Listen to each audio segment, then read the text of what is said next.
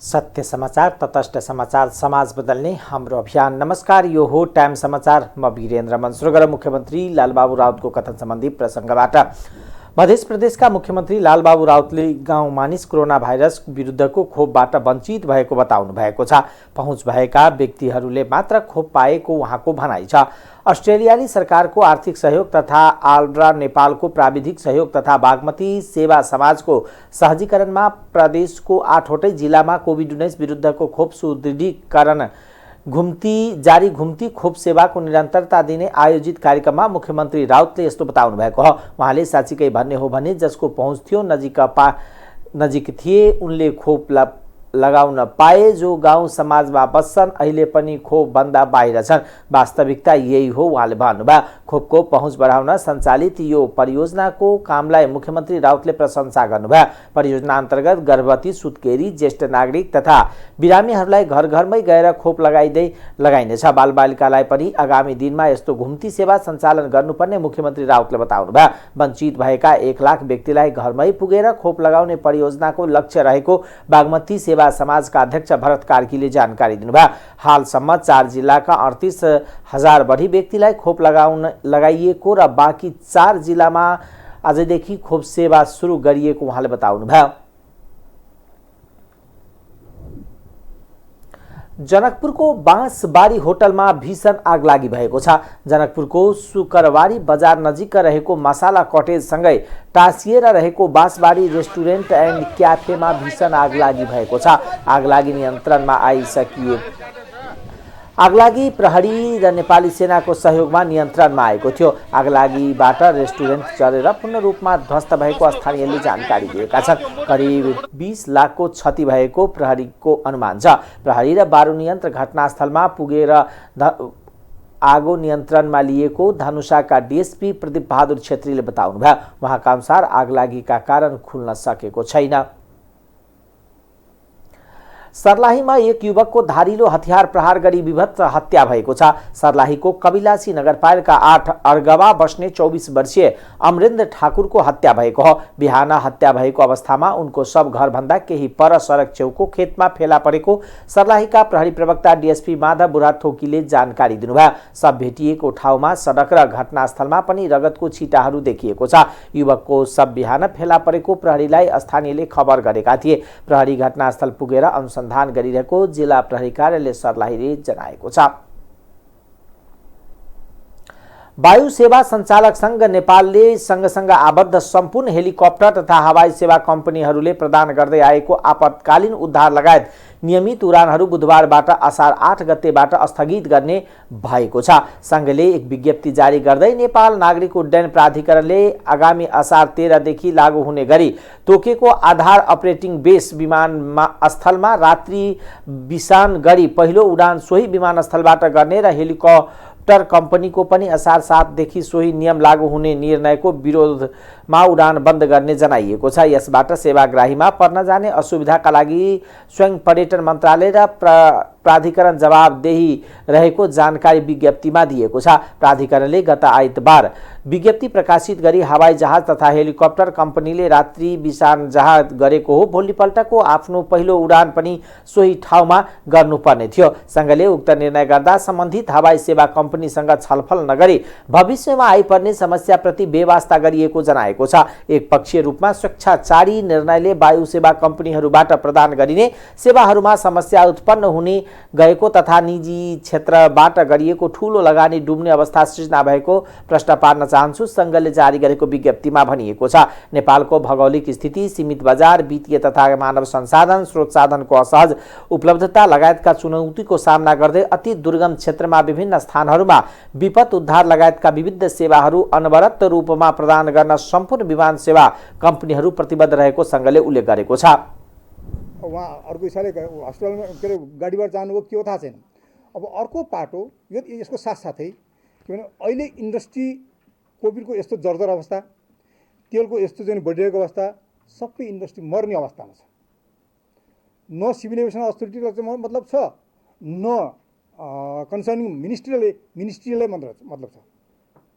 संस्कृति पर्यटन तथा नागरिक उड्डयन मन्त्रालयले कहिले कन्सर्न देखाएन, एकचोटि मिटिङ गरेको छैन। सिभिल एभिएसन अथोरिटीले यो अहिलेसम्म मिटिङ गरेको छैन कि अब कसरी तपाईँहरू सस्टेन गर्नुहुन्छ, के गर्नु सकिन्छ, के कसरी हामी चाहिँ सपोर्ट गर्न सक्छौँ गरेको छैन। अपरेटिङ बेस भने के हुन्छ भने इन्जिनियरिङ फेसिलिटी होइन, र त्यसमा मर्म सम्वाद गर्नेको लागि चाहिँ फेसिलिटी, र अर्को बेस रात्रि बिसान।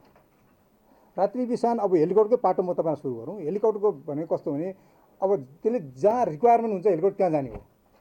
मानौँ काहीँ एउटा ठुलो के अरे भूस्खलन भयो, बाढी आयो भनेपछि हामी कहाँ भन्छौँ कालीगण्डीको तिरमा पनि बस्छौँ, महिनौँ बस्छौँ, बेस त्यो पनि भयो होइन। र कहिले के हुन्छ एयरपोर्टमा पाइने नजिक भयो भने एयरपोर्ट आइन्छ, तर मेन्टेनेन्सलाई त्यो सम्भव छैन। मेन्टेनेन्स त जहाँ फेसिलिटी छ त्यहाँ जाने हो भने अपरेटिङ बेसमा हामी चाहिँ नि यहाँ आउँछौँ। र कसैको पनि बेसमा त्यत्रो जिरो छैन। र बेसकै कुरा गर्नुपर्छ तपाईँलाई, नर्मल्ली सिभिल एभिएसन अथोरिटीले बेस दिने प्रक्रिया यसरी बनाएको हुन्छ कि किन कम बेस दिन्छ त, अपरेटिङ बेसमा किन कम दिन्छ त भने इन्फ्रास्ट्रक्चर प्रपरली पुगिसकेको छैन, पूर्वाधार बनिसकेको अवस्था छैन। पूर्वाधार बनिसकेपछि तपाईँहरूलाई फेरि दिने नै छ भन्ने हुन्छ। 20औं वर्ष अगाडिको कम्पनीले पूर्वाधार चाहिँ नि नबनेका कारणले गर्दाखेरि उहाँले बेस काठमाडौँ पाएन। अहिले भर्खर दर्ता हुँदै गरेको कम्पनीले उहाँ चाहिँ काठमाडौँ बेस दिनुहुन्छ। यो व्यावहारिक छ नै जाने भनेपछि गर्दैछौँ। हामीले कहिले बन्द गर्ने कुरा गरेनौँ। आज त सिभिल एभिएसन अथोरिटी आफैले बन्द गर्यो। मैले बिहानै तपाईँलाई भने एकजना बिरामीको कथा सुनाइसकेँ। अब त्यो हेलिकप्टर कम्पनी अथवा त्यो कम्पनीहरू उड्न आज 3टा कम्पनीले यहाँ चाहिँ डिपार्चर पाएन, बन्द कसले गर्यो? सिभिल एभिएसन गर्यो कि हामीले गऱ्यौँ? अब भोलि अर्को बन्द हुन्छ, बन्द त हुँदै जाँदैछ भनेपछि यो नर्मल्ली हाम्रो इन्टेन्सन होइन। यो बाध्यताकर्मी परिस्थिति बन्यो र हामी खालि के भने बन्द त्यसै हुन्थ्यो, उहाँले बन्द गर्न खोजिराख्नु भएको थियो। खालि के भने यो एउटा प्रसङ्ग बस यो हामीले चाहिँ नि हाम्रो सूचना चाहिँ प्रकाश यति हो कुरा।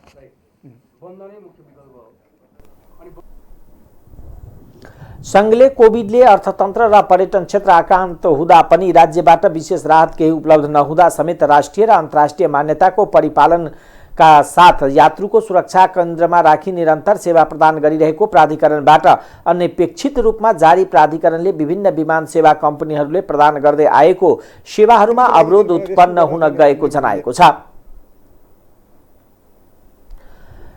प्रधानमन्त्री शेरबहादुर देउवाले तनावमुक्त, शान्त मन, रोगमुक्त, स्वास्थ्य शरीर र आघातमुक्त चित्त विकासमा योगको महत्त्वपूर्ण भूमिका रहेको बताउनु भएको छ। अन्तर्राष्ट्रिय योग दिवसका अवसरमा भारतीय दूतावासले आयोजना गरेको कार्यक्रममा उहाँले नियमित योग अभ्यासबाट व्यक्तिको स्वास्थ्य अवस्था सुदृढ हुनुको साथै व्यक्ति तनावमुक्त भई कार्यक्षमतामा वृद्धि हुने, रोग प्रतिरोधात्मक क्षमता बढ्ने, व्यक्तिहरूमा सकारात्मक सोचको विकास हुने उल्लेख गर्नुभयो। उहाँले अन्तर्राष्ट्रिय योग दिवस जुन 21 अवसरमा सम्पूर्ण मानव जगतमा सुख, शान्ति, समृद्धि तथा सुस्वास्थ्यको कामना व्यक्त गर्दै संयुक्त राष्ट्र संघले सन् 2014 को डिसेम्बर 11 मा हरेक वर्ष जुन 21 लाई अन्तर्राष्ट्रिय योग दिवसको रूपमा मनाउने घोषणा गरेपछि हाम्रो समृद्ध परम्परा एवं जीवन दर्शनसँग सम्बन्धित रहेको योगले विश्वव्यापी सम्मान प्राप्त गरेको बताउनुभयो। जुन 21 लाई अन्तर्राष्ट्रिय योग दिवसको रूपमा मनाउने मित्र राष्ट्र भारतले संयुक्त राष्ट्र संघमा राखेको प्रस्तावमा नेपालले समर्थन गरेको जानकारी दिँदै प्रधानमन्त्री देउवाले यस वर्ष मानवीयताका लागि योग भन्ने अन्तर्राष्ट्रिय नाराका साथ 8औं अन्तर्राष्ट्रिय योग दिवस मनाउने गरिएको उल्लेख गर्नुभयो। प्रधानमन्त्री देउवाले शारीरिक अभ्यास, योग चिकित्सा र उपचार शारीरिक रूपमा मात्र नभई आध्यात्मिक दृष्टिकोणले पनि हाम्रो लागि लाभदायी एवं उपयोगी हुने बताउनुभयो।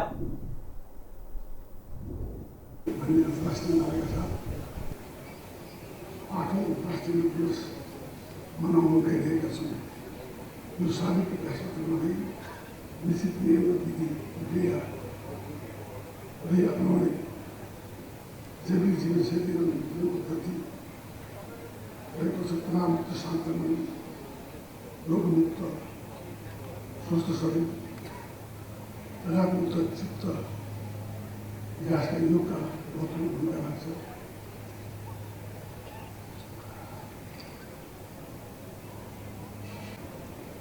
योग भन्ने भावसँग पुऱ्याउन जरुरी छ। राष्ट्रिय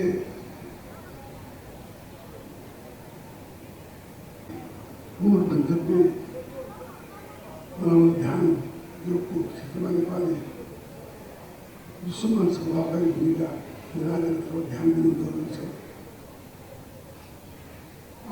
अन्तर्राष्ट्रिय योग दिवस पनि समावेशमा आयोजना गरेको कार्यक्रममा सहभागी भइरहँदा त्यो कुरा पनि स्मरण गर्न चाहन्छु कि ऋषि पतञ्जलिले सूर्य आधारित योगको अष्टाङ्ग योगाभ्यास नियम आसन प्राणायाम प्रक्रिया धारणा ध्यान र समाधि लगायत योगका विभिन्न अभ्यास विश्वभर भएकै प्रेरितहरूमा छन्।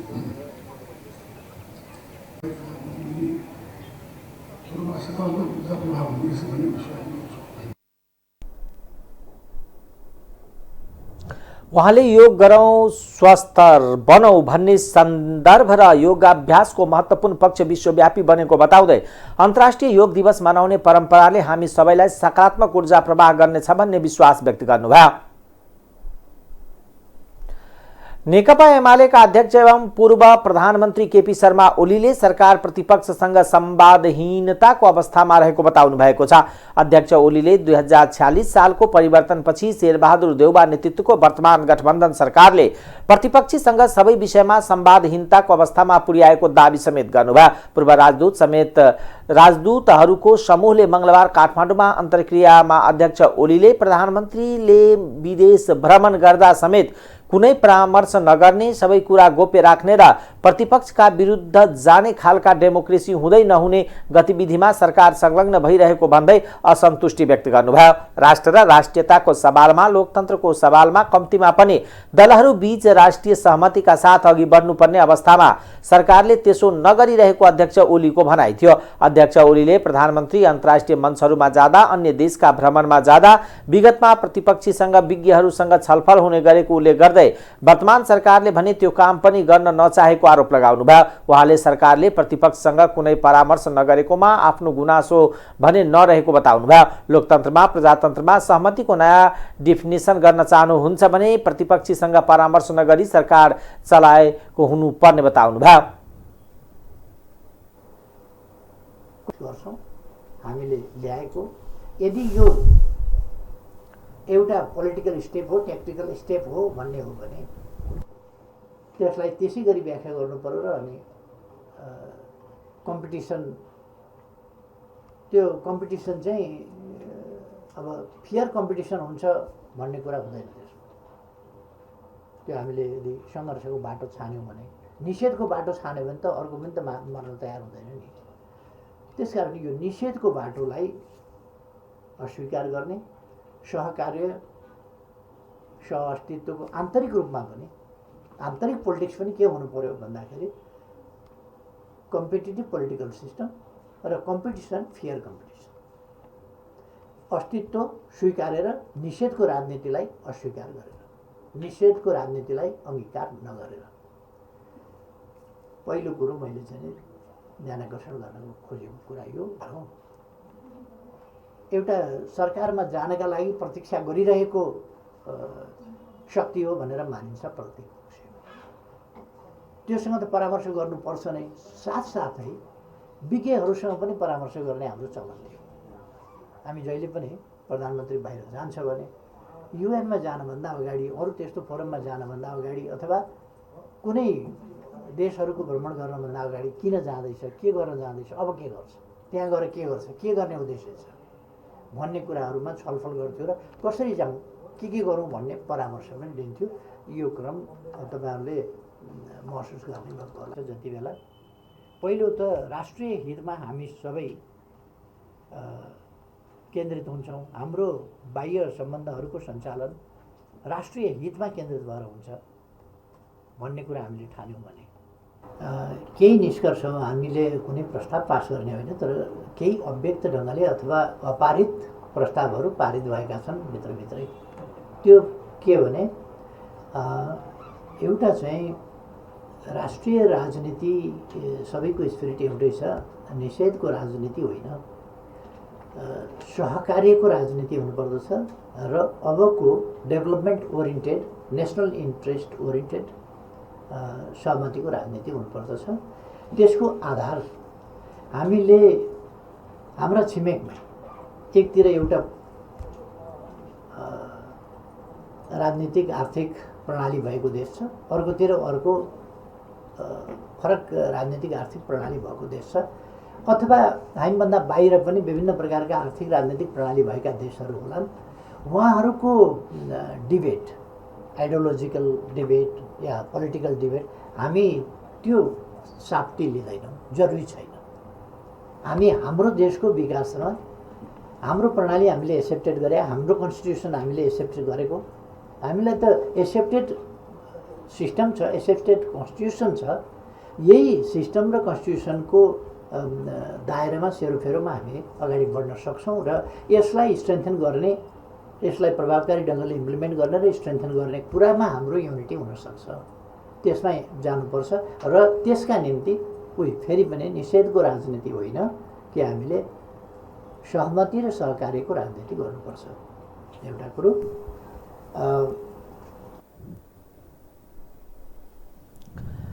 सरकारले आपूर्ति व्यवस्थालाई सहज बनाउन पेट्रोलियम पदार्थको मूल्य समायोजन गर्नु परेको प्रष्टीकरण दिएको छ।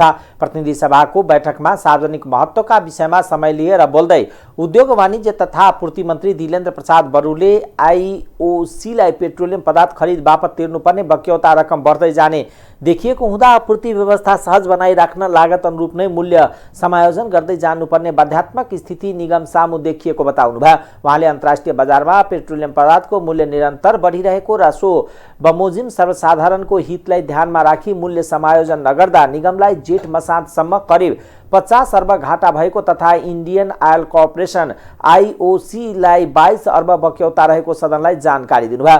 सर्वसाधारणले खाना पकाउन प्रयोग गर्ने एलपी ग्यासको खपत न्यूनीकरण गर्ने र विद्युतको खपत बढाउन विद्युत महसुलमा सहुलियत दिई राहत प्रदान गर्ने, विद्युतीय चुल्हा लगायतका विद्युतीय सामग्री प्रयोग बढाउनको लागि करमा छुट प्रदान गर्ने तथा बढी विद्युत प्रयोग गर्ने उद्योगलाई विद्युत महसुलमा छुट दिने नीति लिएको मन्त्री बडुको भनाइ छ।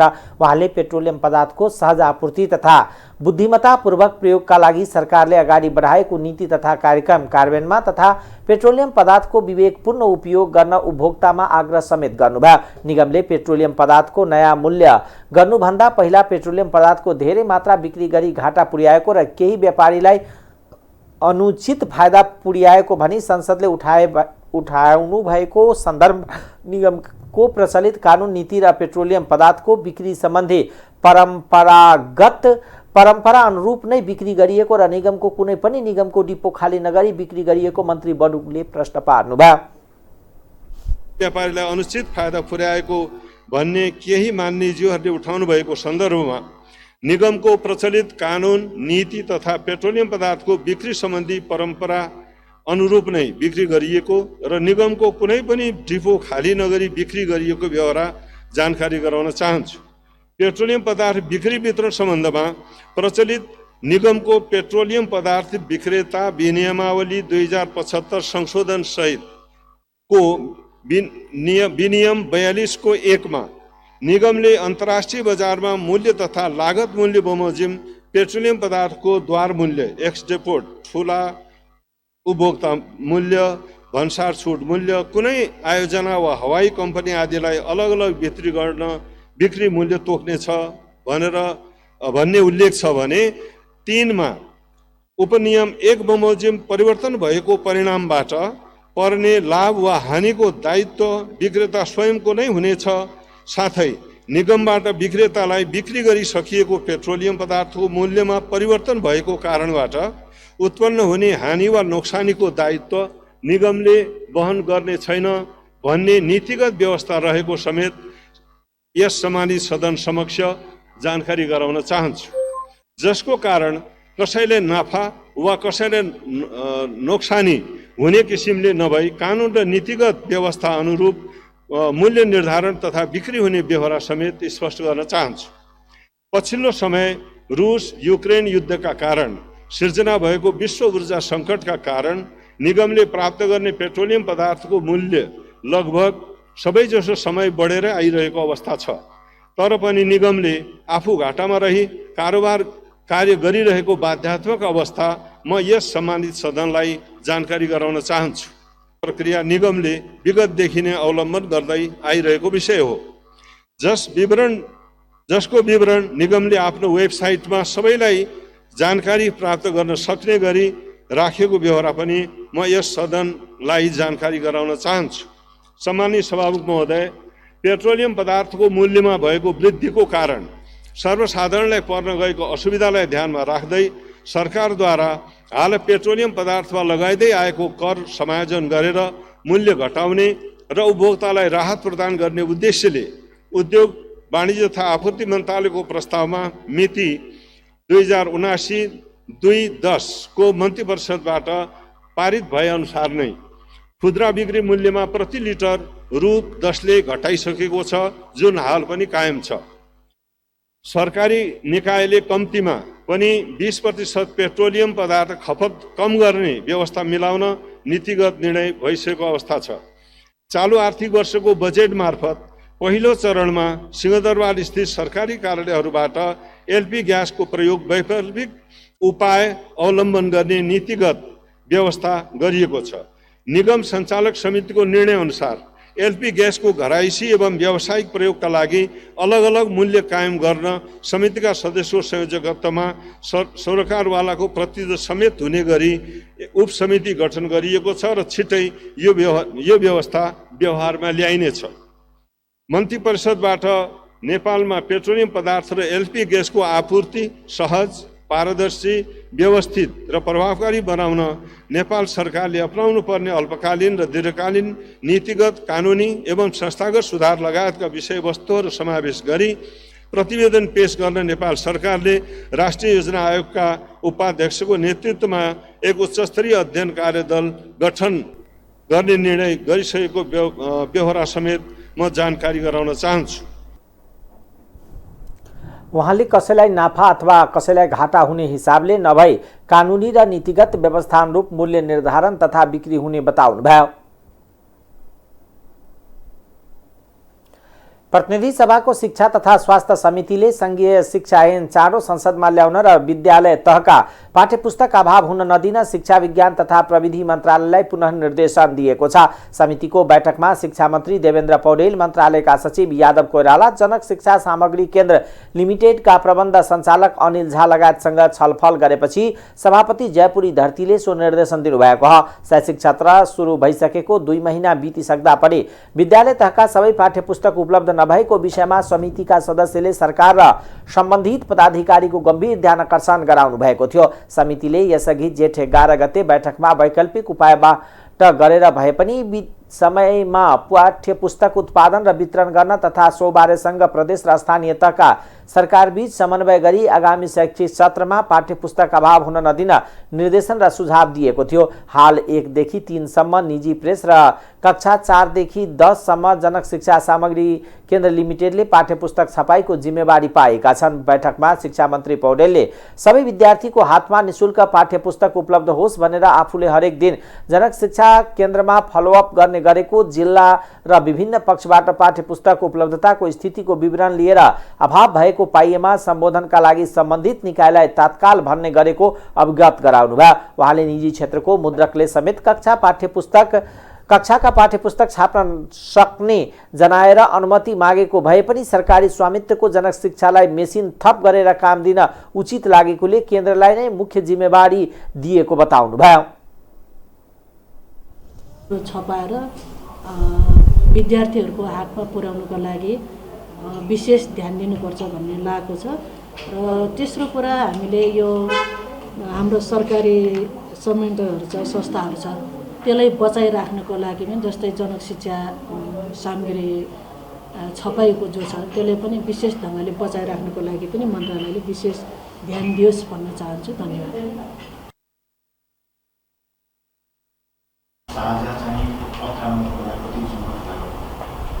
जनशिक्षा पनि डुब्यो भने के हुन्छ भन्ने सोच्दाखेरि गम्भीर समस्या उहाँहरूलाई बोलाएर जनक शिक्षाको सम्पूर्ण कर्मचारी अझ त्यहाँ काम गर्ने युनियनका विभिन्न पृष्ठभूमिका युनियनका साथीहरूसँग सँगै राखेर 6 पटक बैठक गरेर डेटा दिनु, तपाईँले कति छाप्न सक्नुहुन्छ, त्यसको सबै लिखित तपाईँले सक्नुहुन्छ, कति समयमा कति छाप्न सक्नुहुन्छ भनेर उहाँले दिएको तथ्याङ्कहरू यहीँ गएर मेसिन समेत हेरेर मेसिन ल्याउनुहोस् हो, कागज ल्याउनुहोस् हो, समयावधि सबै कुरा हेरेर उहाँले चाहिँ 1 देखि 12 सम्म हामी सक्नुहुन्छ अनि 4 देखि 12 सम्म हामी भन्ने प्रतिबद्धता लिखित रूपमा व्यक्त गर्नु, डेटासँग दिएको र हामीले चाहिँ निर्णय गरेको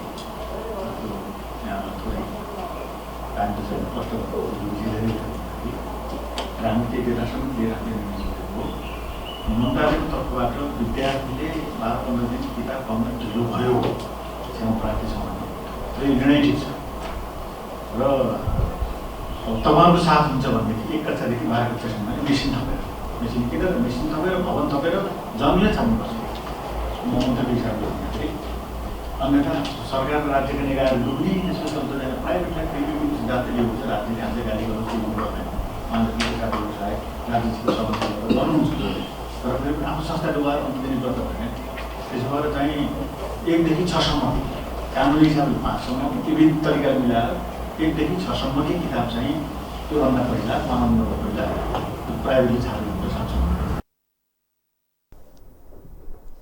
सांसद मानबहादुर विश्वकर्मा, योगेश भट्टराई, सरिता नेौपाने, जीवनराम श्रेष्ठ, हित बहादुर तामाङ, अंजना बिसंखे, जगत बहादुर विश्वकर्माले वर्षेनी समयमा पाठ्यपुस्तक उपलब्ध नहुनु, लाज मर्दो भएकोले भरपर्दो र वैकल्पिक एवं दीर्घकालीन समाधानका उपाय ल्याउन जनक शिक्षा प्रशासनिक र व्यवस्थापकीय सुधार गर्न आग्रह गर्नुभयो। बैठकमा प्रबन्ध सञ्चालक झाले लक्ष्यभन्दा बढी पाठ्यपुस्तक माग भएको र समयमा छपाई कागज उपलब्ध नहुँदा उत्पादन ढिलाइ भएको र अब लक्ष्यको 5% पुस्तक छाप्न बाँकी रहेको जानकारी दिनुभयो। राष्ट्रिय सभाका अध्यक्ष गणेश प्रसाद तिमल सिन्हाले पेट्रोलियम पदार्थ लगायतका दैनिक उपभोग्य वस्तुको मूल्य वृद्धिको बारेमा सदनलाई जवाब दिन सरकारलाई निर्देशन दिनुभएको छ। राष्ट्रिय सभाको बैठकमा प्रमुख प्रतिपक्षी दल नेकपा एमालेका सांसदहरूले मूल्य वृद्धिका बारेमा सरकारले जनतालाई प्रश्न पार्नुपर्ने र यसबारे सरकारलाई निर्देशन दिन अध्यक्ष तिमल सिन्हाको ध्यानकर्षण गराउनु भएको थियो। अध्यक्ष तिमल सिन्हाले मूल्य वृद्धिका बारेमा सरकारको गम्भीर ध्यानकर्षण गराउँदै अर्को बैठकमा सम्बन्धित मन्त्रीलाई जवाब दिन निर्देशन गर्नुभयो। राष्ट्रिय सभाका बैठकमा मूल्य वृद्धि जस्तो गम्भीर जनसरोकारका विषय उठिरहेको छ। यहाँहरूको यो विषय उठाउनु भएको छ। सदनमा उठेका विषयमा संसद मार्फत जनतालाई जवाब दिनु सरकारको दायित्व पनि रहेको बताउनुभयो। यसतर्फ म सरकारको गम्भीर ध्यानकर्षण गराउँदछु, अर्को बैठकमा संसदमा दिनुपर्ने निर्देशन गर्दछु। अध्यक्ष तिमल सिन्हाको निर्देशनपछि पनि राष्ट्रिय सभामा एमालेका मुख्य सचेतक खिमलाल भट्टराईले सम्बन्धित मन्त्रीले प्रश्न जवाब नदिए सदनको काम कारबाही अगाडि बढाउन नसक्ने र आफूहरूको विरोध रहिरहने बताउनुभयो। उहाँले मूल्य वृद्धि प्रभावित जनतालाई राहत प्याकेज सहितको सहुलियत दिन प्रष्ट योजना ल्याउनु पर्ने माग गर्नुभयो।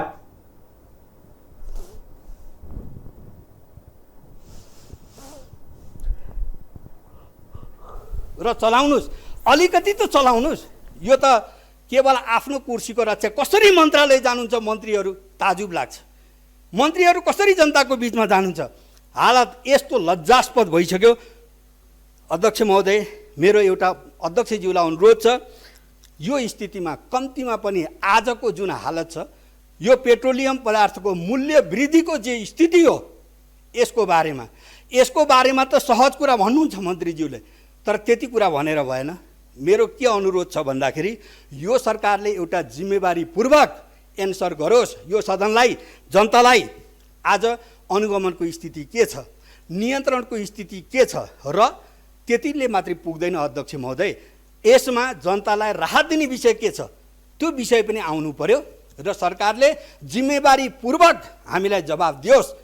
कम्तीमा पनि यो विषयमा दियोस्। अरू समग्र विषय हामी छलफल गरौँला, तर यो मूल्य वृद्धिको विषयमा, महँगीको विषयमा, जनतालाई राहत दिने विषयमा यसमा जिम्मेवार एन्सर आओस्। जबसम्म आउँदैन अध्यक्ष महोदय, यो सदनमा अरू विषयमा छलफल गर्नुको कुनै औचित्य छैन। कुनै छलफल भएर टुङ्गो लाग्नु पर्यो। जिम्मेवारीपूर्वक सरकार उपस्थित हुनु पर्यो, एन्सर लिएर उपस्थित हुनु पर्यो, व्यवस्थित रूपमा राहतको एजेन्डा सहित। म यो अनुरोध गर्न चाहन्छु र अध्यक्षज्यूबाट रुलिङ होस् भन्ने माग गरेर यो सदन अगाडि बढ्न सक्दैन जबसम्म यसको एन्सर आउँदैन। हाम्रो कुरा यो हो अध्यक्षज्यू, धन्यवाद। एमालेको अवरोधपछि अध्यक्ष तिमल सिन्हाले कार्यसूचीमा रहेका विनियोजन विधेयक 2077 का विभिन्न शीर्षकको छलफल अर्को बैठकमा हुने गरी बैठक स्थगित घोषणा गर्नुभयो। बैठकमा शिक्षा, विज्ञान तथा प्रविधि, उद्योग वाणिज्य तथा आपूर्ति, संस्कृति, पर्यटन तथा नागरिक उड्डयन, भौतिक पूर्वाधार तथा यातायात, परराष्ट्र, खानेपानी तथा र स्वास्थ्य तथा जनसङ्ख्या मन्त्रालयमाथिको विनियोजन शीर्षकमाथि छलफल हुने कार्यसूची थियो। राष्ट्रिय सभाको अर्को बैठक बुधबार 1 बजे बस्ने गरी स्थगित भएको छ। सरकारले संयुक्त राज्य अमेरिकाको स्टेट पार्टनरशिप प्रोग्राम एसपीपी अघि नबढाउने निर्णय गरेको छ। सोमबार बसेको मन्त्री परिषदको बैठकले एसपीपी अघि नबढाउने निर्णय गरेको हो। मंगलबार मन्त्री परिषदका निर्णय सुनाउँदै सरकारका प्रवक्ता एवं सञ्चार तथा सूचना प्रविधि मन्त्री ज्ञानेन्द्र बहादुर कार्कीले सबै सरकारी निकायहरूले कूटनीतिक सम्बन्धका विषयमा पत्राचार गर्दा अनिवार्य रूपमा परराष्ट्र मन्त्रालय मार्फत गर्ने निर्णय भएको पनि बताउनुभयो। त्यस्तै सरकारले नेपालको शिक्षा क्षेत्रको विकास तथा विश्वसामु नेपाललाई चिनाउने निर्णायक योगदानको कदर स्वरूप जय पृथ्वी बहादुर सिंहलाई नेपालको राष्ट्रिय विभूति घोषणा गर्ने निर्णय समेत भएको छ। प्रवक्ता कार्कीले नेपाल प्रशासन सेवा समूहीकरण तर्फको राजपत्राङ्कित विशिष्ट श्रेणीको पदमा सहसचिव विनोद प्रकाश सिंहलाई बढुवा गर्ने निर्णय भएको जानकारी दिनुभयो। स्टेट पार्टनरशिप प्रोग्राम एसपीपी अघि नबढाउने सबै सरकारी निकायहरूले कूटनीतिक सम्बन्धका विषयहरूमा पत्राचार गर्दा अनिवार्य रूपमा परराष्ट्र मन्त्रालय मार्फत गर्ने नेपाल प्रशासन सेवा समूहीकरण तर्फको राजपत्राङ्कित विशिष्ट श्रेणीको पदमा सहसचिव श्री विनोद प्रकाश सिंहलाई बढुवा गर्ने नेपालको शिक्षा क्षेत्रको विकास तथा विश्वसामु नेपाललाई चिनाउन पुर्याएको योगदानको कदर स्वरूप जय पृथ्वी बहादुर सिंहलाई नेपालको राष्ट्रिय विभूति घोषणा गर्ने नेपाल वायुसेवा निगमका कार्यकारी अध्यक्ष श्री युवराज अधिकारीलाई नेपाल वायुसेवा निगम ऐन 2019 को दफा 20 बमोजिम निलम्बन गरी निज उप जाँचबुझको कार्य अगाडि बढाउने कोलपुर सुर्खेत 132 केबी प्रसारण लाइन आयोजनाका लागि राष्ट्रिय वन क्षेत्र प्रयोग गर्न दिने राष्ट्रिय समाचार समितिको रिक्त अध्यक्षमा श्री धर्मेन्द्र झा धनशालाई नियुक्त गर्ने। धन्यवाद। यसैगरी प्रवक्ता कार्कीले नेपाल वायु सेवा निगमका कार्यकारी अध्यक्ष युवराज अधिकारीलाई नेपाल वायु सेवा निगम ऐन 2019 को दफा 20 बमोजिम निलम्बन गरी निजु उप जाँचको कार्य अघि बढाउन र कोहलपुर सुर्खेत 132 केबी प्रसारण लाइन आयोजनाका लागि राष्ट्रिय वन क्षेत्र प्रयोग गर्न नदिने निर्णय भएको पनि बताउनुभयो। प्रवक्ता कार्कीले सरकारले राष्ट्रिय समाचार समिति राससको रिक्त पदमा धर्मेन्द्र झालाई नियुक्ति गर्ने निर्णय गरेको पनि बताउनुभयो। नेपाली कांग्रेसले अब हुने निर्वाचनमा विदेशमा रहेका नेपालीहरूले पनि मतदान गर्न पाउने व्यवस्था गर्न माग गर्दै निर्वाचन आयोगको ध्यानाकर्षण गराएको छ। मंगलबार कांग्रेस महामन्त्रीद्वय विश्वप्रकाश शर्मा र गगन थापाले प्रमुख निर्वाचन आयुक्त दिनेश कुमार थपलियालाई विदेशमा रहेका नेपालीको मताधिकारबारे ध्यानाकर्षण गराएका हुन्। कांग्रेस महामन्त्री शर्माले हाल विदेशमा पनि ठूलो संख्यामा नेपालीहरू रहेको भन्दै उनीहरूलाई मतदानबाट वञ्चित गर्न नहुने बताउनुभयो। यस विषयमा प्रधानमन्त्रीलाई पनि यसअघि नै ध्यानाकर्षण गराइसकिएको भन्दै शर्माले सकारात्मक जवाब आएको बताउनुभयो। विदेशमा लाखौं नेपाली रहेको र उनीहरूको रेमिटान्सले मुलुकको अर्थतन्त्र चलेकोले मताधिकारबाट वञ्चित गर्न नहुनेमा जोड दिनुभयो। अर्का महामन्त्री गगन थापाले मताधिकार साथै काठमाडौँमा पनि मतदाता नामावली सङ्कलनलाई व्यवस्थित गर्न ध्यानाकर्षण गराइएको जानकारी दिनुभयो। मतदानको अधिकार प्रयोग गर्ने सन्दर्भमा सुरुमै नामावली दर्ता गर्ने समस्या भएको गुनासो आउनु उचित नभएको उहाँले बताउनुभयो। सरकारको ध्यानाकर्षण गराएको थियो। त्यसकारण अहिले हामी भर्खरै यसलाई उठाउँदैछौँ भन्दा पनि विगतमा उठाउँदै आएको मुद्दालाई अलिक घनीभूत रूपले यसलाई निर्णयमा पुर्याउने ढङ्गले अहिले हामी छलफलको क्रममा लागेका छौँ। सम्माननीय प्रधानमन्त्रीले पनि यस विषयलाई हिजो सकारात्मक रूपमा लिनुभएको छ र यसलाई कानुन निर्माण गर्ने प्रक्रियामा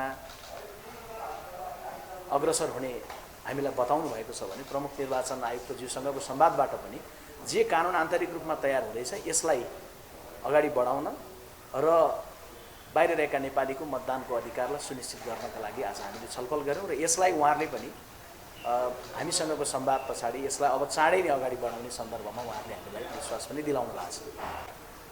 पार्टीका महामन्त्री गगन थापाजी र म द्वयले हिजो भेटेर आज पनि संवाद गऱ्यौँ र हामी बिल्कुल प्रष्ट छौँ बाहिर रहेका नेपालीहरूको भावनालाई घाँसेर जाने कुराको लागि र हामी एउटा मान्यतामा केमा छौँ भने कतारको रियाल चल्ने, कोरियाको वन र जापानको येन चल्ने, क्यानाडा र अमेरिकाको डलर चल्ने, बेलायतको पाउन्ड चल्ने, विदेशमा बसेका नेपालीको भोट चल्ने दिन पनि हामीले बनाउनुपर्छ, नोट चल्ने बनाएर मात्रै हुँदैन भन्ने ठाउँमा यो अस्तव्यस्त छ, जुन खालको भिडभाड छ, यसले मतदानको अधिकार प्रयोग गर्ने कुराको सन्दर्भमा पनि प्रारम्भमै यति धेरै दुःख झेल्नुपर्ने भन्ने, कष्ट झेल्नुपर्ने भन्ने जुन एउटा असन्तुष्टि र आक्रोश छ, त्यो कुरा पनि आजको संवादको क्रममा हामीले त्यहाँ राख्यौँ।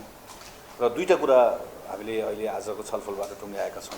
एउटा चाहिँ भोलिबाट नै कम्तीमा काठमाडौँको लागि छुट्टै काठमाडौँको निर्वाचन कार्यालयमा मतदाता नामावली सङ्कलन गर्ने, अहिले जुन एकै ठाउँ मिसाइएको छ, र काठमाडौँभन्दा बाहिरको लागि अन्य ठाउँहरू अझ केही ठाउँहरू थप केन्द्रहरू बढाएर नामावली सङ्कलन गर्ने, यसले अहिलेको भन्दा केही भए पनि सजिलो बनाउँछ।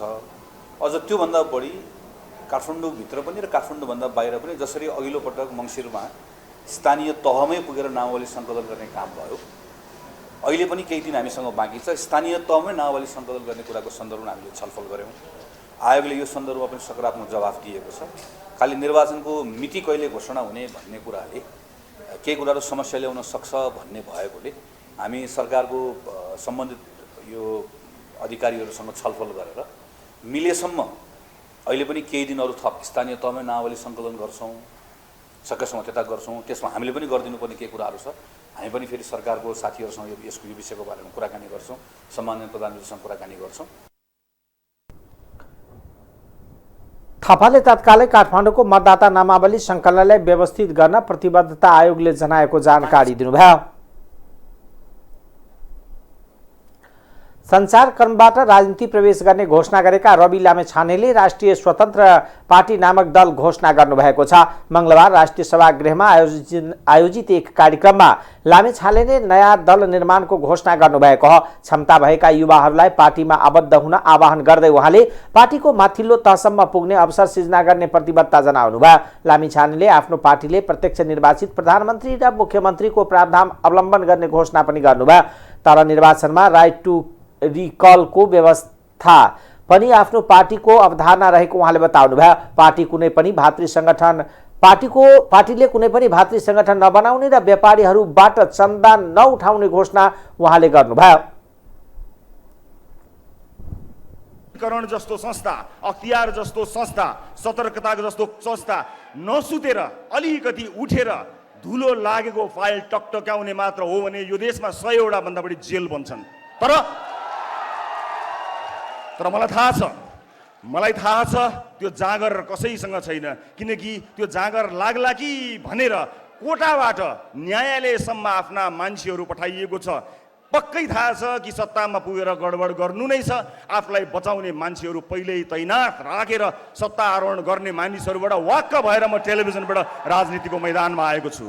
मलाई यहाँ कति हिलो छ, कति धुलो छ, कति मैलो छ मलाई थाहा छ। र राजनीतिको यो यात्रामा यो हिलो सफा गर्नको निमित्त मैले त्यहाँ डुबुल्की मार्नुपर्ने छ र कुनै समय केही क्षणको लागि त्यो हिलो लागेको फोहोरी र म सफा गर्न गएको मान्छे उस्तै देखिन सक्छु। तर तपाईँ नझुकिनु होला।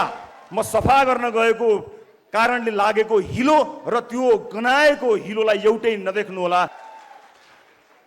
म यहाँ आफ्नो चुनाव प्रचारमा जान्छ, मलाई आपत्ति छैन। तर हेलिकप्टरले पुस्तक पनि पठाइदिनु पर्यो, हेलिकप्टरले औषधि पनि पुर्याइदिनु पर्यो। आजको युगमा हेलिकप्टर चढ्नु भनेको 2-4 लाखको कुरा हो। त्यसमा मेरो कुनै पनि भिमती छैन। तर औषधि पनि त्यसै गरी पुग्नु पर्यो र मान्छेले उपचार पनि त्यसरी पाउनु पर्यो र विद्यार्थीहरूको लागि पुस्तक पनि त्यसै गरी पुग्नु पर्यो। यो पाइला अब धेरै अगाडि बढ्नेछ र राष्ट्रिय स्वतन्त्र पार्टी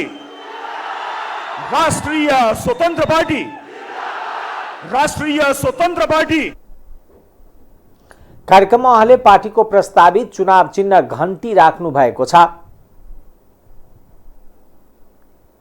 स्वतन्त्र पार्टीलाई जोरदार तालीले स्वागत गरिदिनु होला। चुनाव भन्दा अगाडि अब आर्थिक समाचार।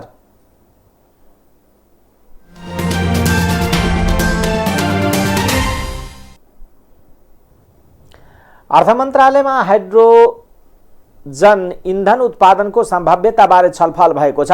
अर्थमन्त्री जनार्दन शर्मा प्रभाकरको नेतृत्वमा काठमाडौँ विश्वविद्यालय केयु अन्तर्गतको ग्रिन हाइड्रोजन ल्याबका पदाधिकारीसँग छलफल भएको हो। छलफलमा अर्थमन्त्री शर्माले सुरुवातमा 100 मेगावाटको हाइड्रोजन प्लान्टको गृहकार्य अघि बढाउनु पर्ने आवश्यकता रहेको बताउनुभयो। विकसित देशहरू धमाधम हाइड्रोजन इन्धन उत्पादनमा केन्द्रित हुन थालेको प्रसङ्ग औल्याउँदै अर्थमन्त्री शर्माले तत्काल 100 मेगाको हाइड्रोजन प्लान्ट लगाउने विषयमा आवश्यक अध्ययन प्राविधिक सहयोग जुटाउने कार्यमा संलग्न हुन केयुका पदाधिकारीलाई निर्देशन दिनुभयो। हाइड्रोजन प्लान्ट लगाउने विषयमा अर्थ मन्त्रालयको तर्फबाट पनि केही तयारी गर्छौं, तपाईहरू केयुका पदाधिकारी पनि तयारी गर्नुस्, 1 हप्ता 10 दिनभित्र पुनः अर्को बैठक बसौं भने उहाँले भन्नुभयो। अर्थमन्त्री शर्माले लगानी बोर्ड मार्फत लगानीकर्ताको खोजी गर्ने जानकारी गराउनुभयो।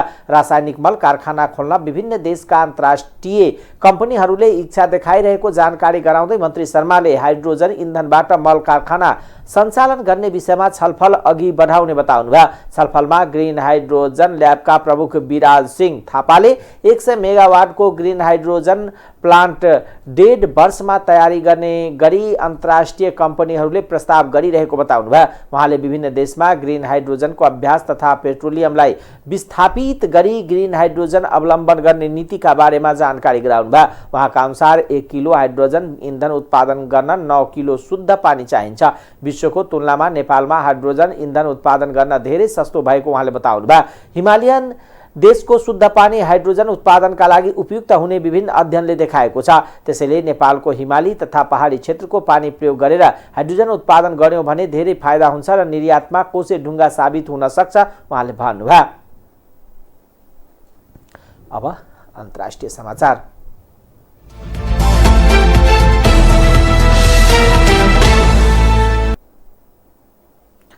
भारतको आसाममा बाढीका कारण जनजीवन प्रभावित भएको छ। आसाममा कम्तीमा 34 जनाको ज्यान गएको विवरण प्राप्त भएको छ। त्यहाँ पिउने पानी, खानेकुराको अभाव भएको छ।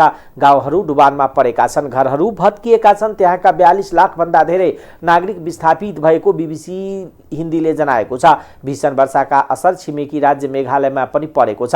आसाममा सरकारले विस्थापितका लागि 1147 वटा राहत शिविर खोलेको छ, तर निरन्तरको वर्षा र बाढीका कारण उद्धार तथा राहतको काम जटिल बनेको प्रभावित क्षेत्रका उद्धार अधिकारीलाई उद्धृत गर्दै भारतीय सञ्चार माध्यमले जनाएका छन्। यो वर्षा आसाममा भीषण बाढी आएको दोस्रो पटक हो। गएको महिनामा आएको बाढी त्यहाँ कम्तीमा 39 जनाको ज्यान गएको थियो। आसाम राज्यमा यो महिना औसतभन्दा 109% बढी वर्षा भएको मौसम विभागले जनाएको छ। त्यहाँ ब्रह्मपुत्र नदी धेरै ठाउँमा खतराको तहभन्दा माथि बगिरहेको छ। आसामको मुख्य आर्थिक केन्द्र गुवाहाटीको नजिकका क्षेत्रहरू पनि भग्नावशेषमा परिणत भएका छन्।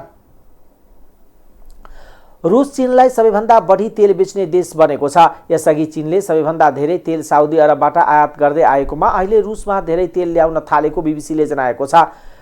पछिल्लो समय चीनले आयात गर्ने तेलमध्ये रूसबाट आउने तेलको हिस्सा 55% पुगेको छ। अमेरिका सहित पश्चिमा देशहरूले रुसी तेलमाथि प्रतिबन्ध लगाएपछि चीनले रुसी तेलको आयात बढाएको हो। रूसले चीनलाई तेलमा धेरै छुट दिएको पनि बीबीसीले जनाएको छ। रूस र उत्तर एटलान्टिक सन्धि संगठन नेटोको विस्तार विरुद्ध एकजुट भएका छन्। यही कारण चीनले रूस तेलको आयात बढाइरहेको छ। रूसी अर्थतन्त्रको ठूलो हिस्सा तेल निर्यात हो।